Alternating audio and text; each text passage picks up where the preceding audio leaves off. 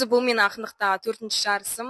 Негізі шабыт күшті келді, күшті тақырып берді, сағыныш деген, бірақ мен сағынатын ондай қатты бір адам жоқ. Енді бәрі жанында болғандықтан, бірақ енді сосын жалпы сағыныштың андай бала кезді сағынып сондай қылып жазып жібердім.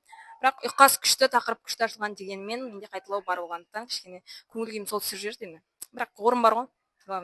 Яғни бұл менің алғашқы жарысым. Бұл алғашқы жарысымда шыққаннан кейінгі сезім өте керемет енді. Бармай тұрып қобалжулар болды, түнімен дайындықтар болды. Ойлаймын енді осы дайындықтар ақталды деп. Мағжан Жұмабаев қазақ халқының мақтанышы, және де Мағжан Жұмабаев бізге, яғни жастарға сенген. Мағжан Жұмабаев